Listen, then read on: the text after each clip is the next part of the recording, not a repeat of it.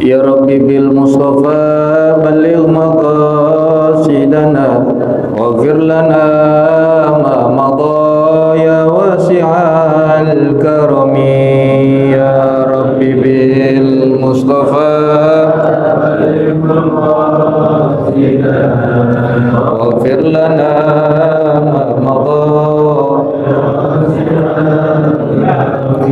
ya Rabbi hayyi lana min amrina rasyada waj'al maunatakal husna lana madada. Ya Rabbi bil Mustafa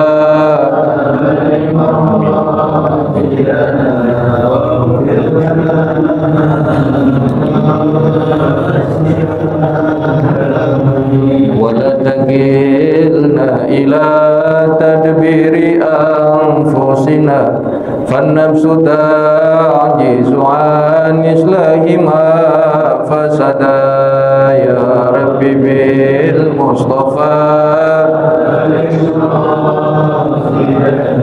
waghfir lana ma madha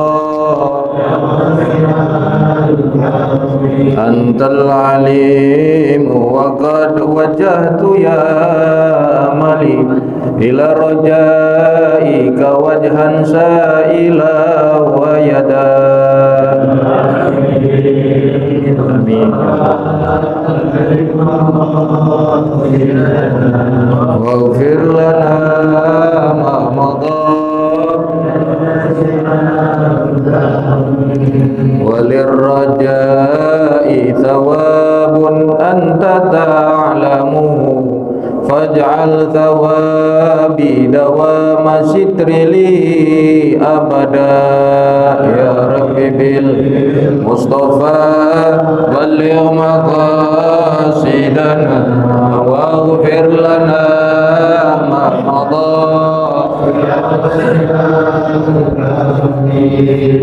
Nawaina lana salafana salihan Allah ta'ala bi khidmatana fi niyyatihim wa amalana fi amalihim wa muradana fi muradihim wa akhlaqana fi akhlaqihim. Ala hadhihi niyyah Allah ta'ala yaftahu lana fudwal arifin wa faqna fi din wa rizqana kamul ikhlas wa yakin bi haqqi sayyidina wa maulana Muhammadin sallallahu alaihi wasallam wa ma nawaina min nawa'i salihah. Ya Rabbi haqiq habsiril Fatihah. A'udzu billahi minasyaitonir rajim. Bismillahirrahmanirrahim. Alhamdulillahi rabbil alamin arrahmanir rahim maliki yaumiddin. Iyyaka na'budu wa iyyaka nasta'in. Ihdinas siratal mustaqim siratal ladzina an'amta 'alaihim ghairil maghdubi 'alaihim waladdallin. Amin. Bismillahirrahmanirrahim. Alhamdulillahi rabbil alamin wassalatu wassalamu ala asyrafil anbiya'i wal mursalin sayyidina wa maulana Muhammadin wa ala alihi wa sahbihi ajma'in. Amma ba'du. Jamaah kaum muslimin muslimat Masjid Jami Al-Ikhlas yang dirahmati oleh Allah Subhanahu wa taala, mudah-mudahan kumpulnya kita pada pagi hari yang mulia ini menambah semangat kita untuk selalu meningkatkan ketakwaan dan keimanan kita kepada Allah, dan juga kita berharap bermunajat kepada Allah agar pulangnya kita dari tempat yang mulia ini Allah ampunkan segala dosa-dosa kita, Allah berikan kita limpahan pahala, dan juga Allah qabul segala hajat dan keinginan kita, baik hajat dunia maupun hajat akhirat. Amin ya rabbal alamin. Jamaah yang dimuliakan oleh Allah Subhanahu wa taala, mari kita melanjutkan pembahasan kita terkait ibadah puasa yang kita jalani saat ini pada bulan yang berkah, bulan suci Ramadan. Bulan Ramadan itu adalah bulan sebaik-baiknya bulan, afdhalus syuhur, bulan yang paling tinggi derajatnya. Maka ibadah yang dilakukan pada bulan Ramadan adalah sebaik-baiknya ibadah. Begitupun puasa yang kita lakukan, yang kita tunaikan saat ini, yaitu puasa Ramadan, itu adalah puasa yang paling baik. Dalam ibadah yang kita lakukan, itu tentunya ada kesempurnaan yang harus kita perhatikan. Ketika kita beribadah melakukan ketaatan kepada Allah, kita harus perhatikan ada yang namanya adab-adab dan juga sunnah, etika serta tata tertib yang harus kita jalani di dalam kita melakukan ibadah dan ketaatan kepada Allah Subhanahu wa taala.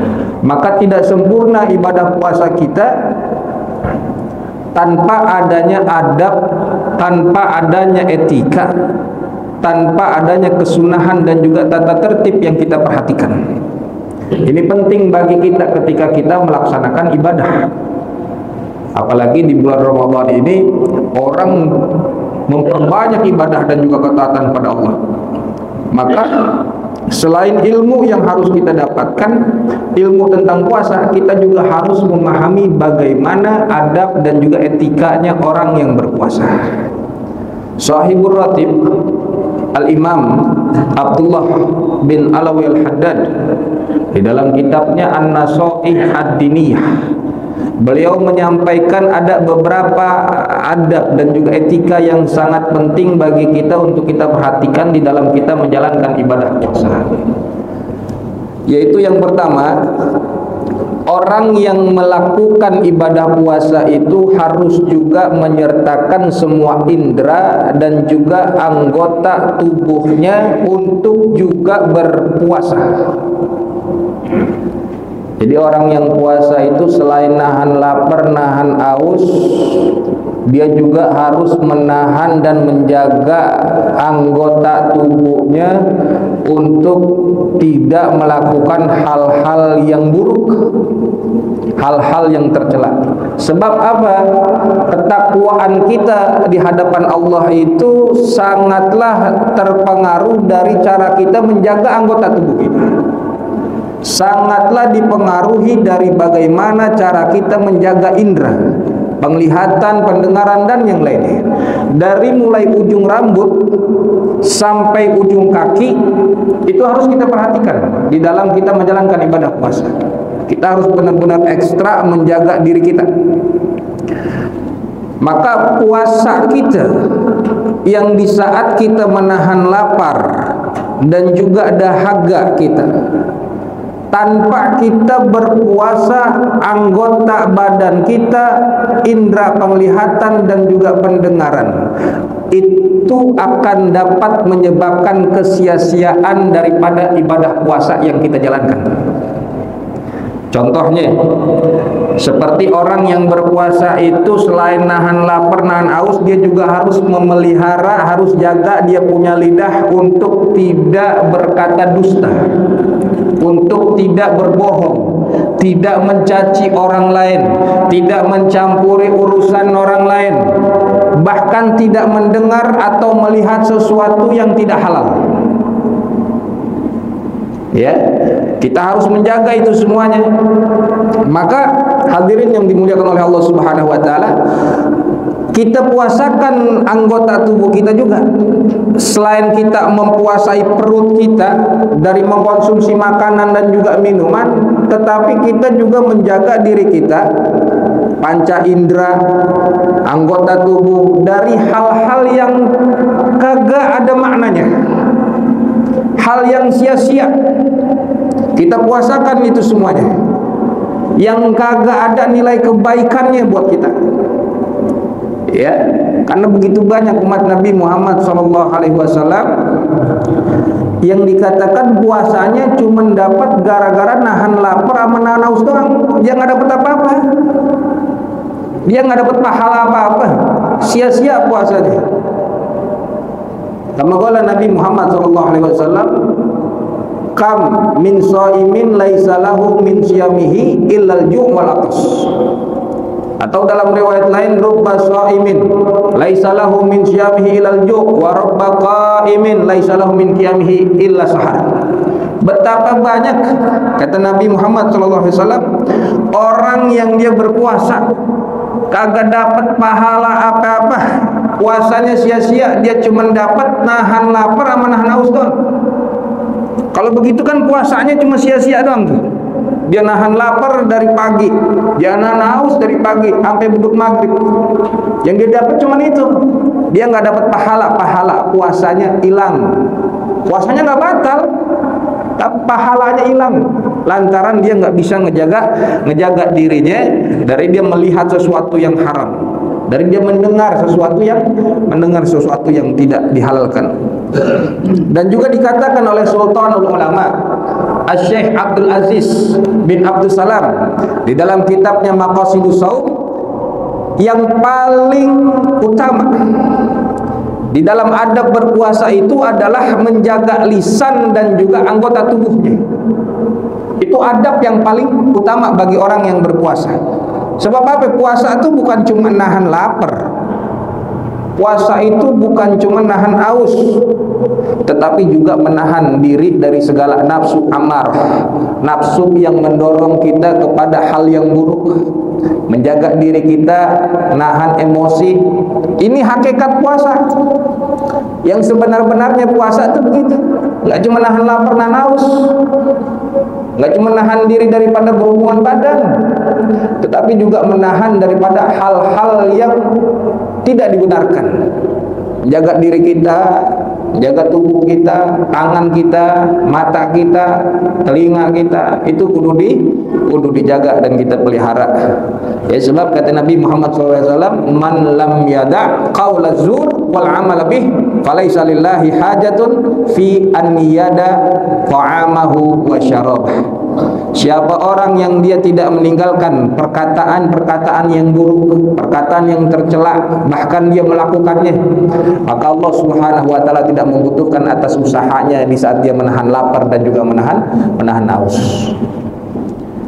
Kan ada 5, Pak. Ada 5 hal, ada 5 perkara yang bisa menghilangkan daripada pahala puasa kita. Bisa batal pahala puasa kita, hilang sia-sia gara-gara 5 perkara kata Nabi Muhammad SAW. Apa yang pertama? Al-ghibah. Ya, ghibah, membicarakan orang lain. Yang dengerin juga sama. Nggak cuma yang ngomongin, yang dengerin juga sama. Maka ketika ada orang yang bicarain orang lain, kita minggat dah, jangan didengar. Ya, itu bisa ngilangin daripada pahala puasa kita. Dan juga yang kedua, an-namimah, mengadu domba, fitnah, lalu berbohong, al-kadzib, dusta, itu bisa ngilangin daripada pahala puasa kita. Laki jangan bohong sama bininya, udah dapet THR ngomong, jangan diumpetin. Bini jangan bohong sama lakinya, udah beli baju bilangnya belum. Dusta itu bisa ngilangin pahala puasa. An-nadhar bisyahwat, melihat, memandang dengan syahwat. Ya, ada perempuan lewat, dibantengin aja. Mana janda yang lewat, mantengin matanya. Baik-baiknya di rumah aja dah kalau yang begitu. Jangan suka keluyuran, ngayap ngabuburit. Yang dilihat apaan?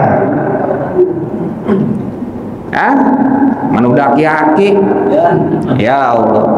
Dengan di rumah aja, yang gaya-gayaan pakai ngabuburit, orang tempat rame, nggak mustahil merem aja kita, lenubruk. Ya, itu mandang dengan syahwat itu bisa mengurangi, menghilangkan bahkan daripada pahala puasa kita. Dan yang terakhir itu sumpah palsu, itu bisa ngilangin daripada pahala puasa. Maka kita jaga anggota tubuh kita, nggak cuma nahan lapar, nahan haus, tapi jaga anggota tubuh kita semuanya, dari ujung rambut sampai ujung kaki, daripada perbuatan-perbuatan yang buruk, agar puasa kita dengan sempurna dan diterima oleh Allah Subhanahu wa ta'ala. Dan juga begini Bapak Ibu, orang yang berpuasa itu jangan ada sifat riya. Apa itu riya? Pamer, jangan kepengen dipuji sama orang, atau bahkan jangan merasa dirinya itu lebih baik. Ya, merasa lebih baik, lebih benar ibadahnya, puasa, tidur mulu, ngomongin orang dah kita. Merasa dirinya kita ibadah lebih benar, lebih baik daripada orang yang puasanya tidur mulu. Atau kita lebih benar dan merasa lebih baik melihat orang kagak puasa. Aku Islam tapi kagak puasa, itu merasa lebih baik kita. Ya. Itu juga dapat menghilangkan puasa. Al-Habib Zain bin Smith itu pernah menyampaikan satu cerita. Ya, Habib Zain bin Smith itu pernah bercerita bahwa ada satu orang menghadiri daripada majlisnya Sultanul Aulia, yaitu Syekh Abdul Qadir Al-Jailani rahimahullahu taala rahmatullahi wabarakatuh. Di saat itu ada hidangan tuh. Ada hidangan. Kata Syekh Abdul Qadir Al-Jailani mengatakan kepada itu orang, "Kul, makan.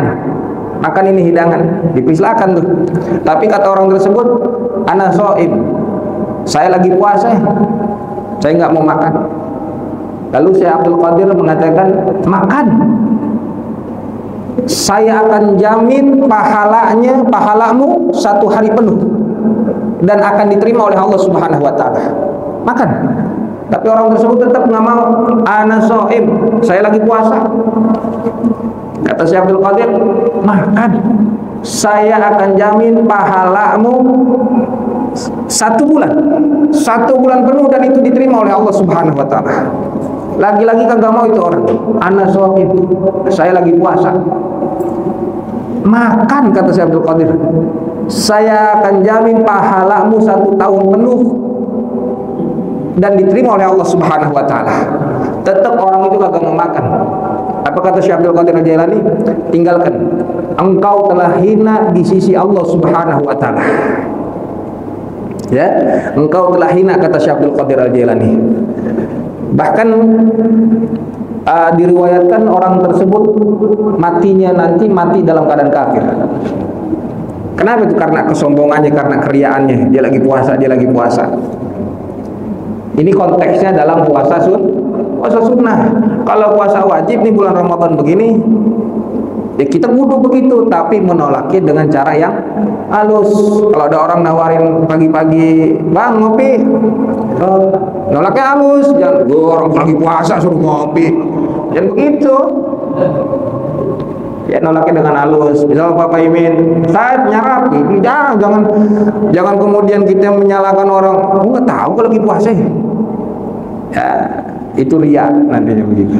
Akan ada muncul sifat riya gitu.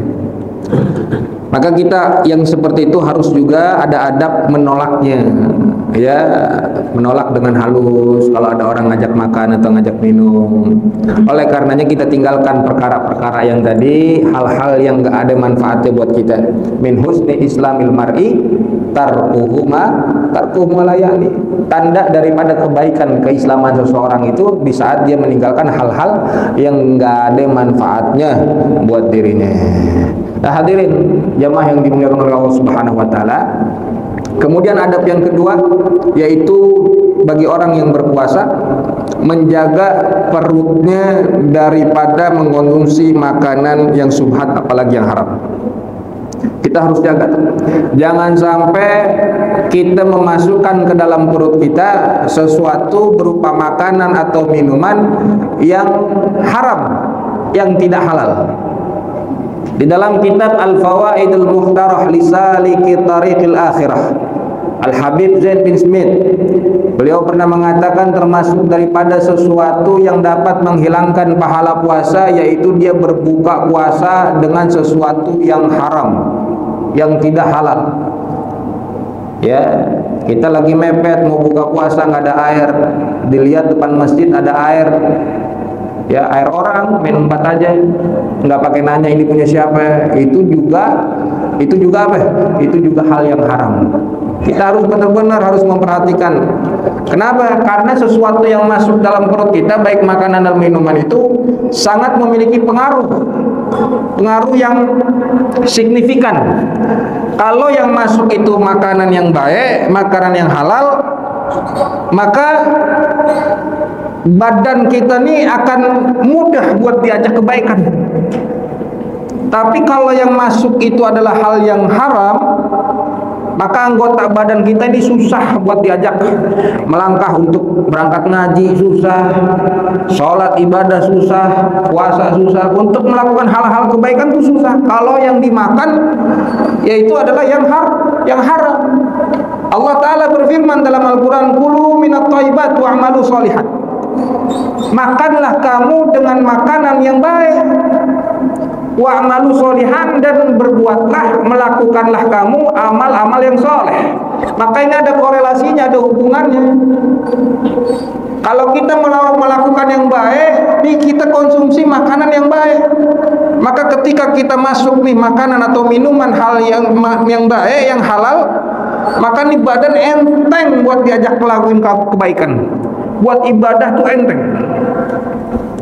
Maka kalau ada kadang kita ngerasa berat buat melakukan kebaikan, kita muhasabah nih, kita introspeksi apa yang udah kita masukin ke dalam perut kita. Ya, itu makanan begitu Pak, sama minuman, wah sangat berpengaruh buat apa yang kita lakukan. Kadang kan udah main makan aja, minum aja, tapi kita kudu perhatiin hal yang subhatnya, yang haramnya. Jangan main asal ngembat aja, ya. Itu termasuk adab. Jangan kita berbuka puasa dengan yang subhat, apalagi yang haram. Kemudian yang ketiga, adab orang yang berpuasa itu tidak banyak tidur di siang hari dan tidak banyak makan di malam hari. Itu adab yang ketiga. Kata Imam Abdullah bin Alawi Al-Haddad, orang yang puasa itu jangan kebanyakan tidur siang hari dan jangan kebanyakan makan di malam hari. Lakuin semuanya, keduanya itu dengan wajar aja, kagak berlebihan. Bukannya tidur kagak boleh, silakan, tapi jangan banyak-banyak. Lihat waktunya, jangan lama-lama.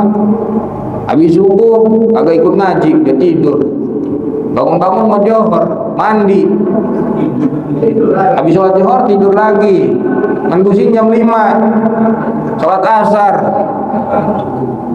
sosok zikir mau maghrib.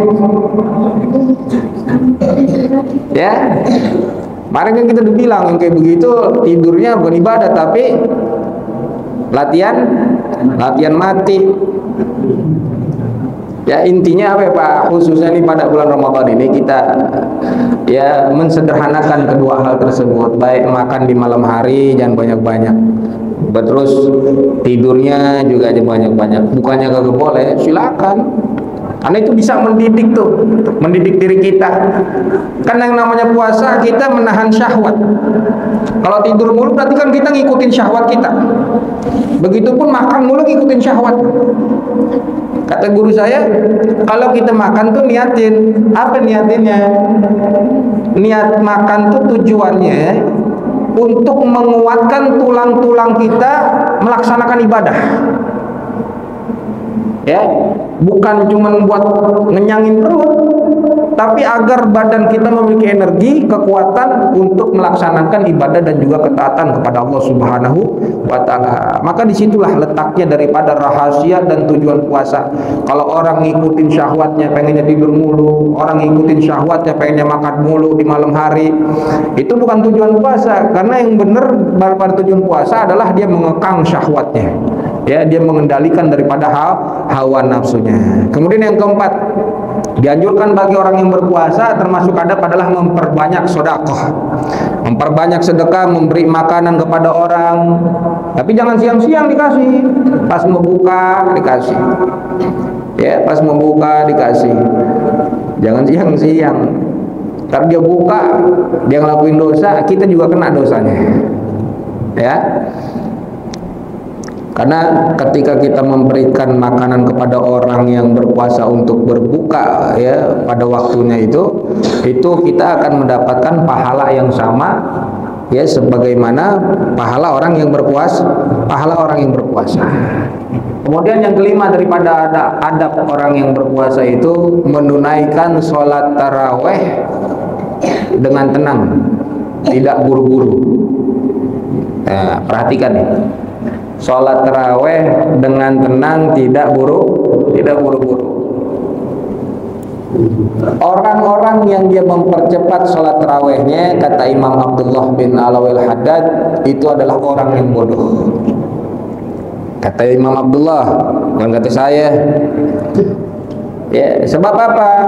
Gara-gara dia terburu-buru dalam sholat tarawih, ada sebagian kewajiban yang hilang. Ya, ada kesunahan yang hilang. Kita kemarin udah pernah belajar rukun-rukun sholat bagaimana. Kan ada tumaninah. Tumaninah masuk rukun apa kagak? Tumaninah masuk rukun. Kalau orang sholatnya buru-buru, apa dia tumaninah? Di saat ruku, di saat sujud. Nah, ini kita bahas. Kalau orang kagak tumanina di saat ruku dan sujud serta tidak membaca Al-Fatihah, ya, itu sholatnya sah apa kagak? Karena kan tumanina tadi masuk, tumanina masuk ruku.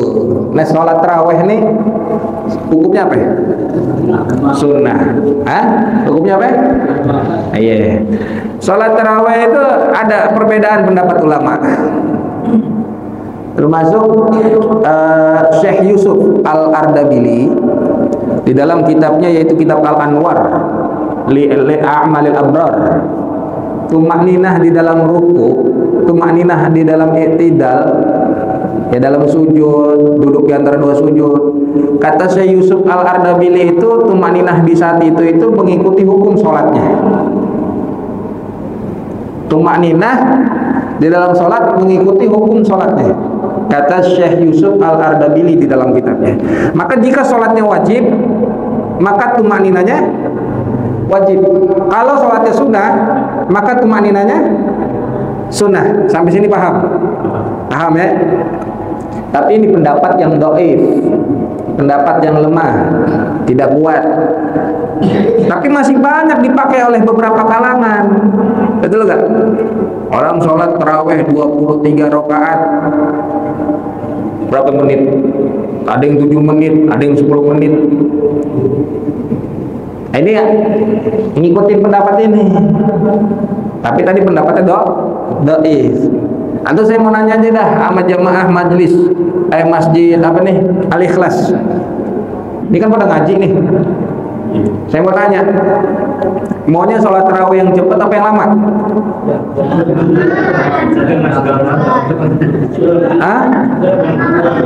Dua doang jawabannya, cepat apa lama? Yang ngaji aja mintanya cepat tuh. Apalagi yang kagak ngaji. Tapi pendapat yang kuat tuh bagaimana ya? Pendapat yang kuat itu di dalam sholat itu wajib ada tumakninah. Maka saya cuma ngasih saran, jika pengennya cepat, ya nggak buru-buru juga tapi cepat gitu, lebih baik bacaan tasbihnya di saat kita ruku, di saat kita sujud, itu dibacanya sekali aja tapi sempurna, daripada baca 3 kali maksain nggak sempurna. Ruku subhana rabbiyal azimi wa bihamdi, cukup sekali aja. Boleh kan, kemarin kita udah bahas begitu. Afdolnya tiga kali, sekali boleh. Emang sekali aja bacaannya. Afdolnya 3 kali, bahkan 11 kali juga boleh. Itu bacaan tasbih. Tapi ini sekedar saran aja, kalau emang pengennya kagak mau lama, bacaannya cukup 1 kali dibaca tapi sempurna. Jangan maksain 3 kali malah kagak sempurna. Allahu Akbar, subuh, Allahu Akbar, subhanallah. Ya, malah hilang semuanya begitu. Kan kita lagi ibadah, bukan lagi balapan. Betul? Apa tumakninah itu? Kenal. Tumakninah itu sukunun ba'da harakah. Diem setelah ada gerakan. Itu tumakninah. Maka tumakninah itu diam, anggota tubuh kita kagak bergerak. Diam, jangan ada gerakan lain untuk memisahkan antara rukun dengan rukun selanjutnya. Maka patokannya, kita bisa memisahkan antara dua rukun itu dengan diamnya anggota tubuh kita, yaitu dengan tenang. Ukurannya 4 detik. Ukurannya 4 detik, yaitu sekedar mengucap subhanallah. Subhanallah 4 detik. Atau ya kalau emang mau baca ruku, subhana rabbiyal azim wa bihamdi. Sujud, subhana rabbiyal a'la wa bihamdi. 1 kali aja, yang penting bacanya sempurna, daripada maksain 3 kali pengennya buru-buru. Bacanya jadi nggak sempurna. Sunnahnya hilang kalau begitu. Ya, Nabi pernah begini, pernah mengatakan kepada orang yang sholatnya tergesa-gesa itu sebagai al-musi bi sholatih, yaitu orang yang serampangan dalam sholatnya. Nabi memerintahkan saat itu orangnya untuk mengulang kembali sholatnya. Nabi juga pernah negur orang yang sholatnya lama-lama. Sholat lama banget, kagak merhatiin makmumnya. Kan kita udah pernah bilang, ada yang makmumnya tukang bakso, ada yang makmumnya pengen punya urusan lain, ada yang pengen mancing. Imam sholatnya lama, makmum mikirin, ya aduh, belum nyari cacing, jemjoran dulu ke rumah temen. Akhirnya tuh kagak khusyuk tuh, hilang tuh khusyuan sholat orang tuh. Ya, jadi yang sedang-sedang aja. Kalau emang tadi pengen sholat tarawihnya kagak lama-lama, ya udah ambil ngepasnya aja gitu. Yang penting sempurna. Nah kemudian sholat tarawih yang kita lakuin itu kan ada perbedaan tuh. Ada yang jumlah rakaatnya 11, ada yang 23, kan gitu. Betul gak? Dan Nabi Muhammad SAW itu dalam beberapa riwayat tidak menyebutkan daripada jumlah atau bilangan sholat tarawih itu. Nabi nggak nyebutin jumlahnya. Nabi hanya menyebutkan ketika ditanya oleh sahabat untuk melaksanakan qiyam sholat malam itu, Nabi mengatakan sholatul lail masna. Sholat malam itu 2 rakaat. Kemudian Nabi hanya menyebutkan itu batasan daripada waktu. Batasan waktunya sampai kapan? Sampai mendekati waktu fajar. Kalau udah dekat waktu fajar, maka ganjilkan dengan 1 rakaat, yaitu sholat witir. Jadi nggak ada batasan jumlahnya tuh, nggak ada batasan khusus jumlah sholat malam. Nah ada riwayat daripada hadis Sayyidatuna Aisyah radhiyallahu anha, jumlah sholat malamnya Nabi Muhammad SAW itu 11 rakaat.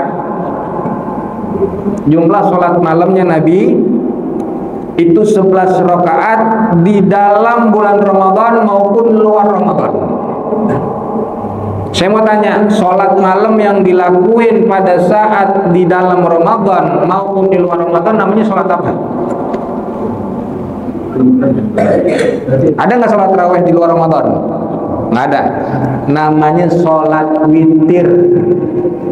Jadi Nabi kalau sholat witir tuh 11 rakaat. 4 rakaat salam, 4 rakaat salam, 3 rakaat salam. Itu sholat witirnya Nabi SAW di dalam Ramadan maupun di luar Ramadan. Ya, adapun riwayat daripada hadis dari Ibnu Abbas, sholat Nabi Muhammad SAW jumlahnya malah 13 rakaat. Dengan 2 rakaat itu pemanasan, dan yang 11 ini intinya. 2 rakaat salam, 2 rakaat salam, 2 rakaat salam, 2 rakaat salam, ya, sampai kemudian ditutup 1 rakaat. Ya, itu 13 rakaat. Terus yang benar yang mana? Adapun pendapat yang mu'tamad, pendapat yang kuat dari 4 mazhab, di dalam kitab Bidayatul Mujtahid dikatakan jumlah rakaat sholat tarawih itu adalah 20 rakaat. Keterangan ini dari mana? Dari Sayyidina Umar bin Khattab, kemudian dikuatkan oleh Sayyidina Utsman bin Affan, dan juga diriwayatkan lagi oleh Ibnu Abbas bahwa sholat tarawih itu jumlahnya 20 rakaat ditambah 3 rakaat sholat witir. Jadi yang mengatakan jumlah rakaat 23 ini dari Sayyidina Umar, enggak, dari dulu begitu. Umar bin Khattab tidak menyarankan sholat tarawih ini 20 rakaat. Hanya saja Umar bin Khattab berijtihad agar sholat tarawih itu dilakukan berjamaah. Sebab saat itu orang-orang sholat tarawih para sahabat itu dilakukannya munfarid, sendiri-sendiri. Kayak kita lagi mau sholat qobliyah. Ada nggak sholat qobliyah jamaah? Sholat ba'diyah jamaah ada nggak? Nah, para sahabat dulu begitu, sholat tarawihnya sendiri-sendiri. Paham sampai sini? Maka Sayyidina Umar saat itu menyatukan berjamaah dan dilakukannya 20 rakaat sholat tarawih ditambah 3 rakaat witir. Sebab begini, ada beberapa hadis yang menceritakan juga bahwa Nabi Muhammad SAW itu melaksanakan sholat tarawih cuma 3 malam. Malam pertama, malam kedua, malam ketiga di masjid. Malam pertama Nabi sholat, ada yang ngikutin sahabat berjamaah. Kemudian malam kedua gitu ngikutin, terus malam ketiga gitu ngikutin. Akhirnya Nabi sholatnya nggak lagi keluar ke masjid, sholat di rumah. Ya, sholat di rumah. Sebab apa? Sebab Nabi Muhammad SAW takut khawatir sholat tarawih ini akan diwajibkan kepada umatnya. Jadi Nabi pernah sholat bersama sahabat tarawih, dan Nabi juga pernah sholat sendiri dan juga bareng dengan istrinya di rumah. Ya, jadi yang mengerjakan jumlah rakaatnya itu 8 rakaat 3 sholat witir sah, yang lebih juga sah, ada riwayatnya masing-masing. Tapi ingat yang 11 itu tadi harusnya sholat witir, cuman ini dipakai begitu, 2 rakaat, kemudian 1 witirnya. Ya sah-sah aja. Yang penting semampunya, dan batasan waktunya mendekati waktu fajar. Malah di zaman Imam Maliki sholat tarawih itu 36 rakaat di Madinah. 36 rakaat, malah ada yang sampai 40 rakaat. Terserah dah mau berapa rakaat juga. Jangan 2 rakaat doang, kebangetan. Ya, paham? Dah, jangan sholat tarawih terburu-buru, yang tenang, cepat boleh, asalkan tadi begitu sarannya, agar bacanya juga sempurna, ada tumakninahnya. Kemudian yang keenam daripada adab orang yang berpuasa, bersungguh-sungguh di dalam mengisi malam demi malam bulan Ramadan, khususnya pada 10 akhir. 10 malam terakhir seperti sekarang nih kita, kan malam udah masuk malam ke-21, ya, kita isi malam-malam kita itu dengan hal-hal yang baik. Kita melakukan hal-hal yang baik. Sebab apa? Karena ada ulama yang mengajarkan bahwa di 10 malam terakhir itulah adanya malam Lailatul Qadar. Ada banyak ulama yang mengatakan memang di malam ke-27. Ada juga riwayat Ibnu Abbas di malam ke-21. Tapi ulama mazhab Syafi'i, ya, malam daripada Lailatul Qadar itu tersembunyi di seluruh malam, bahkan ya di seluruh malam pada bulan Ramadan. Jadi berpindah-pindah. Ya, ini sekedar penyampaian menurut daripada Imam Ghazali.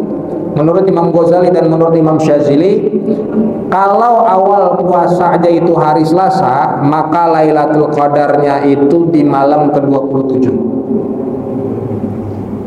Menurut Imam Ghazali dan juga Imam Syazili, kalau awal puasanya hari Selasa, kan kemarin kita hari Selasa, ada hari Senin, Selasa, maka Lailatul Qadarnya itu di malam ke-20, malam ke-27. Dan juga ada yang mengatakan di malam ke-25, yaitu Imam Ibnu Arabi di dalam kitab Hasyiah Al-Bajuri, kalau awal puasanya hari Selasa, Lailatul Qadar malam ke-25. Yang penting di malam ganjil kita benar-benar tuh rapihin ibadah kita isi dengan kebaikan. Tandanya malam itu terang, bercahaya, udaranya kagak panas, kagak dingin, kagak mendung, kagak hujan. Ya itu malam Lailatul Qadar, begitu tandanya. Dan paginya, besoknya, pagi harinya itu matahari terbit dengan terang, tapi kagak terlalu memancar. Itu tanda daripada malam Lailatul Qadar, malam yang lebih baik daripada 1000 bulan. 1000 bulan itu kan sama dengan 83 tahun 4 bulan kira-kira. Maka ketika kita melakukan pada malam tersebut kebaikan kita dihitung ganjarannya seperti halnya orang yang melakukan kebaikan selama 83 tahun 4 bulan. Kalau kita ngelakuin hal yang buruk, ya begitu. Kalau ibu-ibu ngisi malam tersebut Lailatul Qadar lagi nonton sinetron, berarti nonton sinetron berapa episode? 83 tahun 4 bulan. Ya lama, kalau kelar-kelar. Ya bapak-bapak, kalau pas malam tersebut mainan catur, kagak sekakmat 83 tahun 4 bulan, begitulah kira-kira ukurannya. Ya, masuk rekor muri itu dia main catur, lama banget kagak kelar-kelar. Iya. Oke, kita lanjut, yaitu sunnah puasa. Di dalam kitab Imam Ghazali Asrarus Shaum yang diambil daripada Ihya Ulumuddin, bahwa sunnah puasa itu ada 6 perkara, Pak. Bisa kita lihat di situ ya. Yang pertama, takhirus sahur, mengakhirkan sahur. Selama kita kagak khawatir daripada ini udah masuk subuh apa belum, ya kita mengakhirkan sahur hingga mepetnya waktu daripada dekatnya imsak. Waktu imsak tuh jam berapa ya? Waktu imsak yang sebenarnya itu adalah waktu subuh. Cuman di Indonesia doang ada waktu imsak 10 menit sebelum subuh. Di negara lain mah kagak ada. Cuman diistilahkan sama kita aja nih untuk berhati-hati karena bentar lagi mau subuh. Ya, kita harus ingatin, ini merupakan sunnah puasa mengakhirkan sahur. Jam berapa batasannya? Nah kita kudu tahu. Ini kalau kita mau ngelakuin sunnahnya Nabi Muhammad SAW, kan kata Nabi, bakiru bil iftar wa akhiru sahur. Ya, akhirkan sahur. Ya, segerakan berbuka dan juga akhirkan sahur. Termasuk daripada adab juga begini, sunnah puasa atau mengakhirkan sahur. Jadi kalau kita mau sahur di penghujung waktu malam ketika mendekati fajar, karena mengakhirkan sahur itu bisa memberikan kita energi, memberikan kita kekuatan yang lebih banyak untuk menjalani puasa. Biasanya Pak, kalau kita makan sahur atau makan lah gitu ya jam 1 atau jam 2, bantaran jam 8 jam 9 udah lapar lagi. Kita bertanya sama orang yang suka begadang nih, jam 1 jam 2 lapar, dia masak mie rebus, dia makan.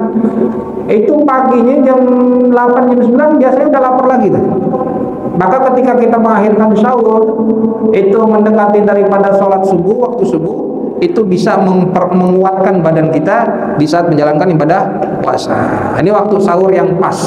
Nabi SAW menyarankan kita sudah berhenti daripada sahur itu kira-kira bacaannya 50 ayat tartil. 50 ayat tartil bacaannya. Ya sekitar 10 menit kurang lebih. 10 menit sebelum azan subuh kita udah berhenti. Nabi gimana ya, mendekati itu Nabi baru sahur. Maka kalau kita belum merokok 2 batang, ngopi dulu lagi ya jam 3, kalau misalkan subuh udah jam 4.30 atau jam 4.40, ya jam 4 pas dah.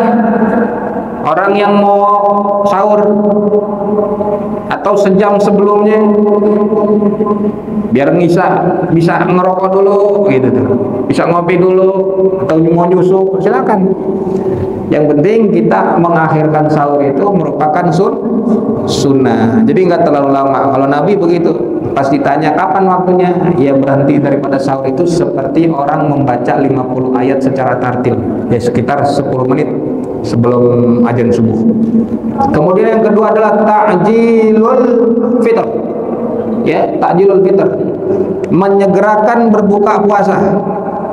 Ini termasuk amalan sunnah yang kedua, yaitu menyegerakan buka puasa. Kata Nabi SAW, la tazalu ummati bi khairin ma'ajjalul iftar wa akharus sahur. Umatku akan selalu dalam kebaikan selama dia mendahulukan daripada berbuka dan juga mengakhirkan sahur. Menyegerakan kita berbuka puasa ketika matahari terbenam. Ya, kita harus yakin tuh udah waktunya terbenam, baru kita buka puasa langsung segera. Jangan nunggu-nunggu ntar makanan ada di depan kita, udah kita makan. Itu termasuk daripada sunnah dan juga akhlak yang baik. Maka ketika kita menunda-nunda daripada berbuka puasa, itu tidak baik karena tidak sejalan dengan sunnah Nabi Muhammad SAW, dan itu juga bisa mengganggu kesehatan kita. Bagaimana kita berbuka? Doa dulu. Bagaimana doa ketika kita mau buka puasa? Diawali kita Bismillahirrahmanirrahim, atau membaca Allahumma barik lana fi ma razaqtana wa qina adzabannar, atau ada bacaan yang lain, ya azim ya azim anta ilahi ya ikfir li dzanbil azim fa innahu la yaghfiru dzunub illa al azim. Baru kita minum yang manis atau makan yang manis, korma, atau minum air putih segelas. Setelah itu baru kita baca Allahumma laka sumtu wa bika amantu wa ala rizqika aftartu bi rahmatika ya arhamar rahimin, atau baca doa-doa yang lainnya ya. Itu sunnah yang kedua. Sunnah yang ketiga yaitu meninggalkan siwak atau sikat gigi setelah johor. Setelah johor termasuk sunnah meninggalkan daripada bersiwak atau menyikat gigi. Sebab kita kemarin udah bahas sedikit keutamaan orang yang berpuasa, bahwa bau mulutnya orang yang berpuasa itu indallah ya atyabu min rihil misk, lebih wangi, lebih baik daripada wanginya minyak misik. Maka itu harus dijaga tuh, keutamaan itu kita ambil. Setelah johor kita kagak sikat gigi, kita kagak bersiwak, supaya apa? Kita dapat keutamaan daripada orang yang berpuasa. Mulutnya meskipun bau, tetapi di sisi Allah itu wanginya lebih wangi daripada minyak misik. Jadi boleh nggak sebelum johor? Silahkan, boleh sikat gigi sebelum johor. Cuman odolnya jangan ditelan. Ya. Lalu keempat daripada sunnah puasa, bermurah hati di dalam bulan Ramadan, berbuat baik kepada orang. Dari perilaku, sikap kita, perkataan kita di bulan Ramadan itu termasuk sunnah. Dan juga tadarus Al-Quran, sunnah yang kelima. Nabi SAW selama bulan Ramadan itu belajar, kita bersama dengan malaikat Jibril. Jadi Nabi SAW selama Ramadan hatam 1 kali bersama dengan malaikat Jibril setiap Ramadan. Para ulama-ulama yang lain juga begitu. Imam Syafi'i, Imam Hanafi, ya, di dalam bulan Ramadan hatam sebanyak 60 kali. Berarti 1 hari 2 kali hatam. Nah, kita bukan imam, kita makmum. Ya minimal 1 kali ikutin Nabi. Lebih banyak lebih bagus, insya Allah. Kemudian iktikaf di dalam masjid.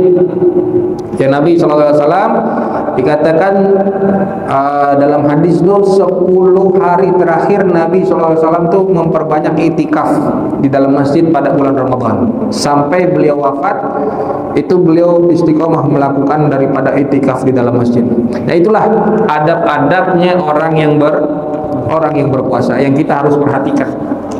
Ada hal yang harus kita jalani, ada hal yang harus kita hindari. Kita harus sadari bahwa hal yang buruk tersebut itu bisa memberikan dampak negatif bagi kita yang melakukan puasa. Karena jika kita tetap melakukan daripada hal tersebut, orang yang berpuasa hanya bisa melakukan puasa tanpa dapetin pahala. Kita kalau nggak ngejaga adab, nggak ngejaga sunnah di saat kita puasa, ya kita nggak dapat apa-apa. Cuma nahan lapar sama nahan haus.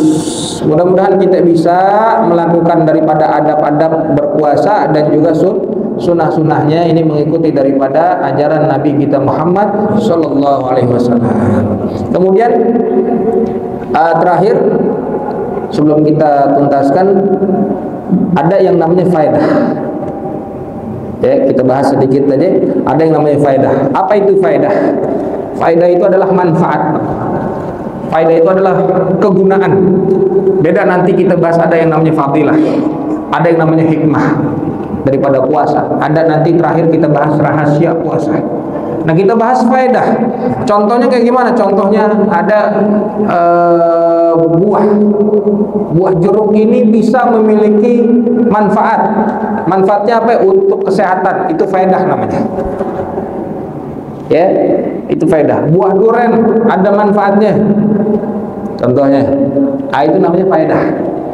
Paham ya? Itu faedah. Beda dengan fadilah. Fadilah itu keutamaan, keunggulan. Apalagi hikmah. Hikmah itu adalah sesuatu yang bisa diambil untuk dijadikan pelajaran, ilmu yang bermanfaat. Apa faedah daripada puasa? Di dalam kitab As-Siyam, Syekh Abdullah Sirajuddin Al-Husaini mengatakan faedah puasa ada 5. Yang pertama, asyamu sihatul lil abdan. Asyamu sihatun lil abdan wa wiqayatun laha minal amrad. Puasa itu bisa menyehatkan badan dan juga menjaga diri daripada penyakit-penyakit. Kata Nabi Muhammad SAW, sumu tasihu. Puasalah kamu maka kamu akan sehat. Orang yang sakit aja sama dokter suruh puasa, mau dioperasi, kan biasa begitu. Jangan sampai ada masuk makanan dan minuman dulu. Jadi puasa itu menyehatkan. Bukan puasa bikin orang lemas, puasa bikin orang sakit, nggak ada. Puasa bahkan membentengi diri kita dari berbagai macam penyakit. Orang puasa itu bisa sehat, Pak. Orang puasa bisa nambah kuat. Kemudian yang kedua daripada faedah orang yang berpuasa, salamatul adhan wa tasbihul afkar wa nasyatul quwwah al-hafizah wa taqlilu nisyaniha. Puasa itu bisa mencerdaskan otak, menyehatkan pikiran, menguatkan hafalan serta memperkecil daripada kelupaan.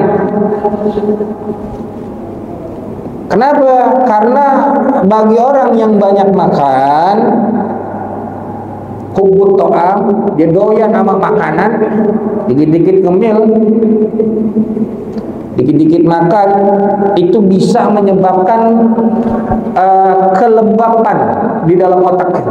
Itu yang bisa memberatkan otak, nggak jadi cerdas, otak jadi tumpul, pikiran jadi tumpul, ya, dan hafalan jadi lemah, nggak kuat, gampang lupa orangnya. Itu tujuan puasa itu bisa begitu.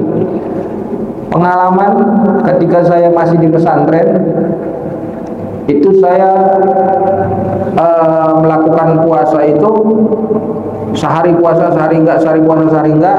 Kan kalau pesantren kita ngapal tuh, Pak. Itu lebih gampang ngapal di saat kita lagi puasa dibandingkan di saat kita kagak puasa. Ini tahadusan di nikmahnya.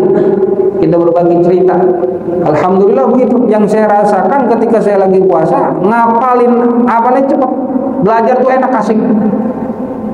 Karena kagak mikirin makan, kagak mikirin yang lain-lain, kagak. Nah, maka orang puasa itu bisa mencerdaskan dan menyehatkan pikirannya dia. Kemudian yang ketiga, khifatu harakatil a'dha' li ta'ah. Meringankan daripada anggota tubuh untuk beribadah. Kita lain Pak ya, di saat kita lagi kagak puasa sama sekarang nih puasa Ramadan, ibadah entengan di saat mana? Di saat kita lagi puasa tuh ibadah enteng. Badan tuh enteng banget, diajak buat ngelakuin kebaikan asik. Dibandingkan di saat kita lagi kagak puasa, kayaknya bawaannya malas aja. Orang yang kagak biasa baca Quran di saat bulan puasa, betul banget baca Quran dia. Ada yang begitu? Ada. Yang kagak biasa sedekah di bulan-bulan yang lain, di saat lagi bulan Ramadan dia puasa, doyan dia sedekah. Mana-mana dia ngantongin duit, biasanya kagak. Ada orang lewat kasih, orang lewat kasih. Masa orang lewat dicegat, ngapain? Orang lewat kasih duit. Ya, itu menguatkan meringankan daripada anggota tubuh kita untuk beribadah. Karena apa, Pak? Yang namanya malas itu timbulnya rasa malas, akarnya itu ada di perut. Bawaannya kalau orang habis makan kenyang, pengennya ngapain? Jawab yang suka makan, tidur. Lapar pengennya ngomel. Giliran kenyang pengennya tidur. Malas tuh begitu. Ya, ini sumbernya dari mana nih? Perut. Sumber penyakit semuanya dari mana nih? Perut. Kenyangan, salah, nggak makan. Iya gitu dah. Yang keempat, daripada faedah puasa itu sebagai perisai, sebagai benteng daripada perbuatan tercela. Yang tadi kita udah pernah bahas tadi tuh. As-shaumu junnatun. Puasa itu perisai. Karena lagi puasa, nahan diri dari maksiat, nahan diri dari hal-hal yang buruk, yang tidak dibenarkan, yang haram dia nggak lakuin. Ya, dia nggak zalim kepada orang, dia nggak zalim sama dirinya dia sendiri. Itu menjaga diri kita. Orang yang puasa itu puasa sebagai perisai daripada perbuatan-perbuatan yang buruk.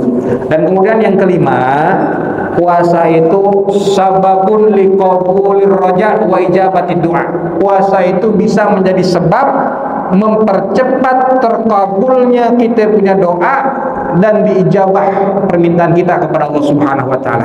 Sebab kata Nabi Muhammad sallallahu alaihi wasallam, "Thalathun haqqun 'ala Allah an la tarudda lahum da'wah.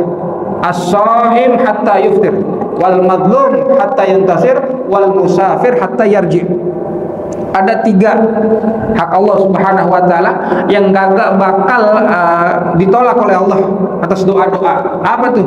Ya doanya orang yang berpuasa sampai dia berbuka. Itu nggak ditolak oleh Allah, dijawab oleh Allah Subhanahu wa taala doa orang yang berpuasa.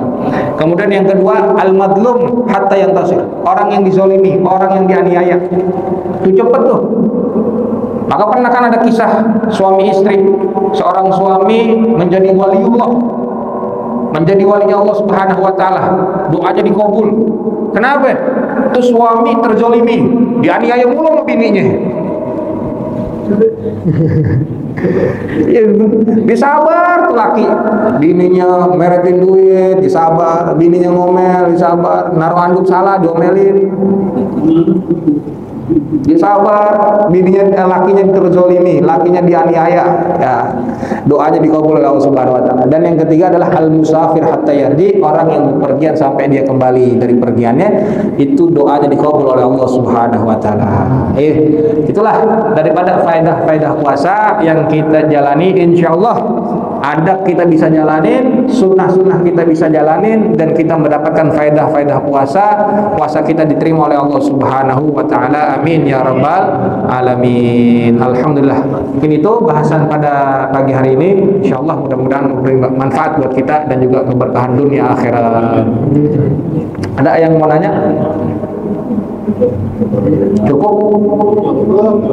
Cukup ya, alhamdulillah. Kalau gitu udah jelas. Allahu a'lam bishawab. Bisiril Fatihah. A'udzubillahi minasyaitonir rajim. Bismillahirrahmanirrahim. Alhamdulillahirabbil alamin arrahmanir rahim maliki yaumiddin. Iyyaka na'budu wa iyyaka nasta'in. Ihdinas siratal mustaqim. Siratal ladzina an'amta 'alaihim ghairil maghdubi 'alaihim waladdallin. Amin. Kita masih ada satu lagi atau udah? Apa? Hah? Tak pada mudik lagi nggak ada jamaahnya. Ada. Terakhir Minggu tanggal berapa itu? Tanggal 7 ya. Masih ada ya berarti ya. Lebaran tanggal berapa? Cepet banget jawabnya Lebaran. Tanggal 10 Lebaran ada. Kamu udah dapat THR? Ya. Mohon maaf lahir batin, syukran kehadiran. Assalamualaikum warahmatullahi wabarakatuh.